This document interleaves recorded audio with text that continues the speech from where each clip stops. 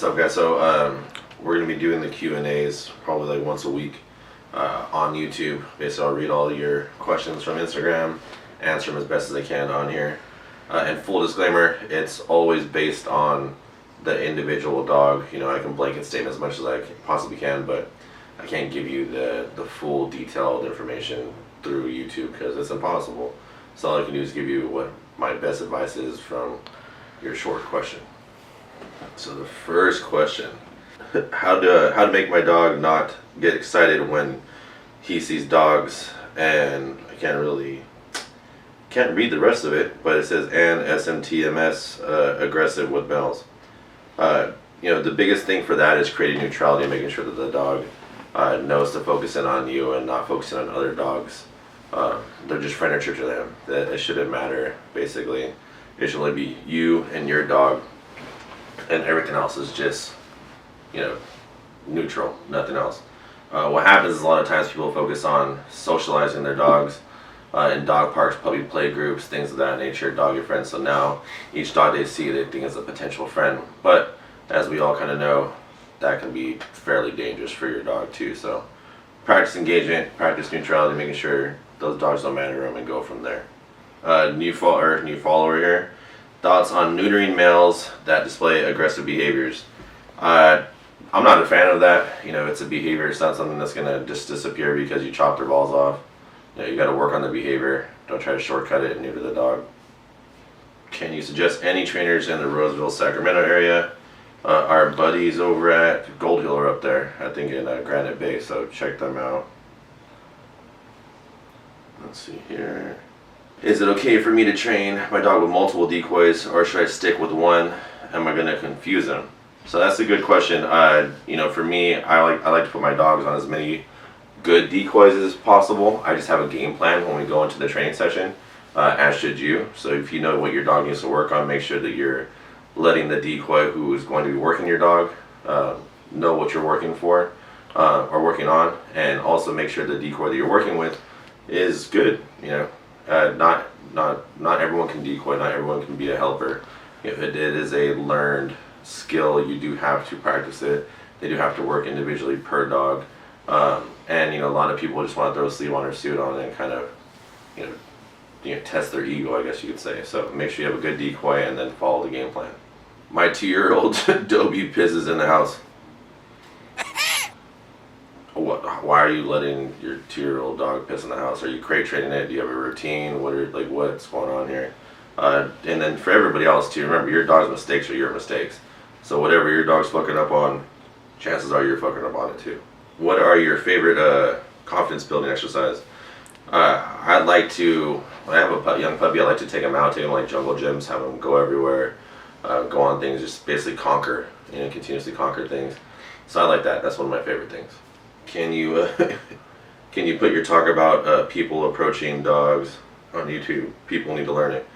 So last week I made a video about people just randomly approaching dogs, and even without asking permission. Even if you ask permission, you shouldn't approach a random dog. You don't know what that relationship's going to be right off the bat. The dog might get creeped out by you trying to be in his face and then get you, nail you in the face, and the next you know that dog is one gonna get put down, or getting in trouble, and you're gonna go to the hospital.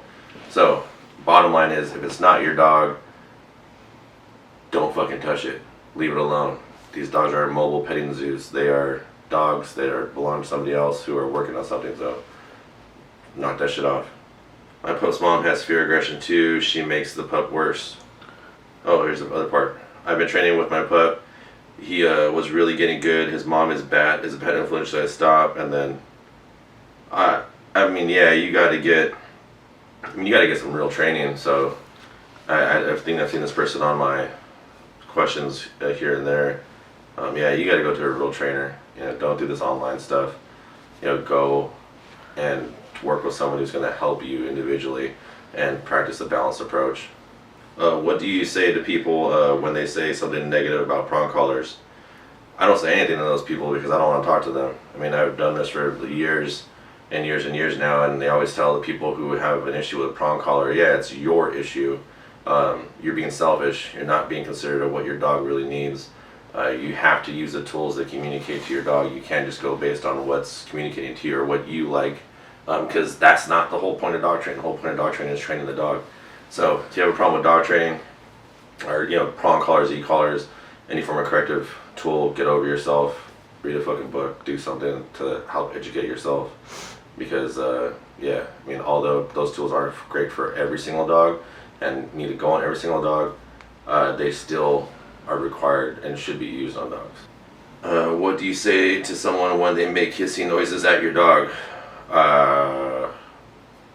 Stop it, or no. I mean, I don't really, it doesn't really happen to me. Usually when people try to get in my dog's face, I mean, which rarely ever happens, I tell them to stay away, and they usually listen. So this person put, confused. Can I use an e-collar for recall and correction? Is it simple stim or to indicate behavior? Oh, so you're talking about that shit. Yeah, so I don't use e-collar stimming, which is essentially correcting the dog into a behavior. I only use the e-collar for correction. If it is for recall, it's the vibrate function.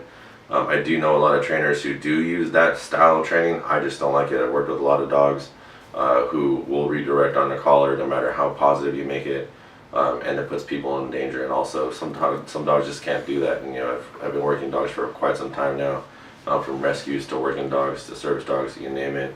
And yeah, I just don't use that method. I know a lot of good trainers who do, but I don't. Oh, the last one. So my leash dog got attacked by a loose leash dog today, a loose dog tonight. How can I keep him confident? The biggest thing is, obviously if the dog's not medically injured, you keep him out. Don't just put him in his crate or put him away. Keep him out. Work some positive stuff out with him. Make sure that he ends the night on a positive. The other thing too is, like, depending on where you're at. Where we live in Gilroy, there's actually people who carry around like sticks and stuff when they walk their dogs, because the off-leash thing is a huge issue here. So maybe carry a chuck-it stick, something like that. That way you can kind of help defend your dog a little more on the next one.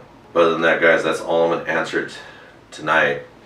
We will be doing this hopefully on a weekly basis. And again, these are all just short, simple answers to your questions. Nothing's in detail, because I'm not working with you. My advice to everybody is, if you're not training with a professional trainer, find a professional trainer who has a balanced style that you like, and yeah, stay away from positive reinforcement.